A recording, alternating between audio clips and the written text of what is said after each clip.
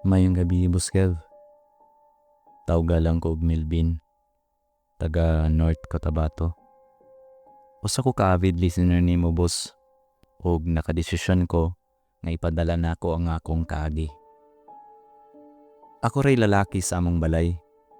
Uban nako akong mama, duha ka igsuon, ug akong lola. Bulag naman gud si mama ug papa, kay akong papa, boss, grabe ka babaero. Ang among balay, boss, nahimutang sa sudlunon nga barangay. Og sa likod sa among balay na ami gamay nga manukan, tapad sa kakahuyan. Kung gabi ngit-ngit gyud kaayo didto.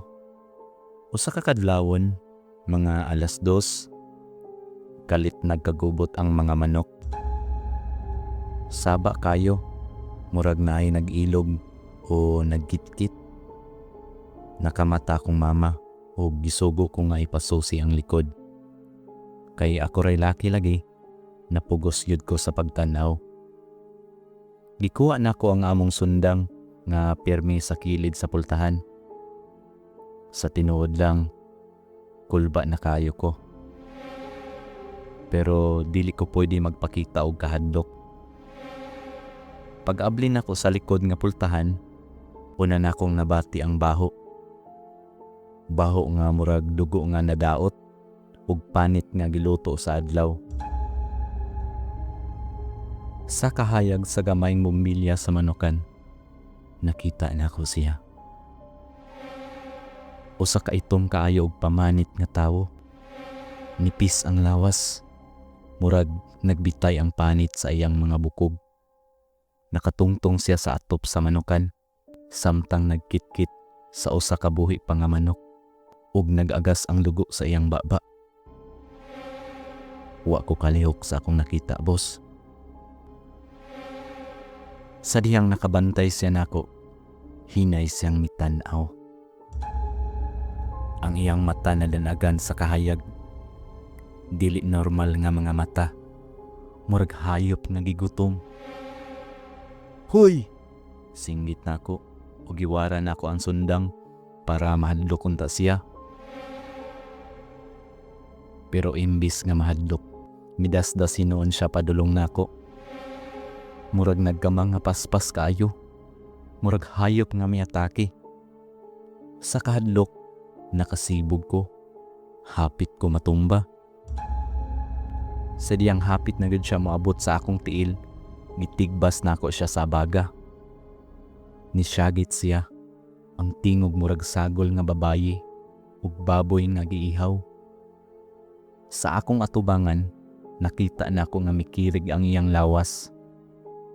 Ang iyang mga kamot mikurba. Ang iyang nawong nilapad. Sa pipila ka segundo, nahimong dako nga itom nga baboy ang tawo. Pero ang mata, pareho gihapon. Pula ug nagtutok gihapon nako. Sa wala pa ko makalihok, minagan siya padulong sa kakahuyan.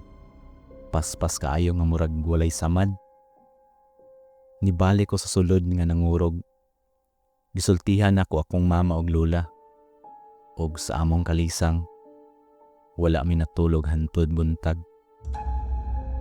Pagkasunod adlaw, nakadungog ko nga ang usa ka babaye sa pikas purok nasama daw sa baga. Aksidente daw naigo samtang nang lampas sa ilang uma. Og paglabay nako didto, nakita nako ang iyang samad. Parehas gyud sa akong tinigbasan. Sukad ato, boss, dili nako basta-basta mo gawas kung gabi. Kung naay kagubot sa manukan, bahala na. Ug kung makadungog ko og kalit nga saba sa likod, maghuna-huna-una ko. Kay kabalo ko unsay nakita nako atong gabi una.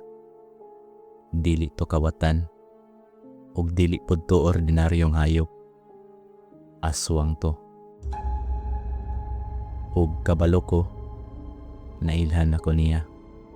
Para sa istoryang hadlok ug katingad-an, subscribe na sa Gabi Stories.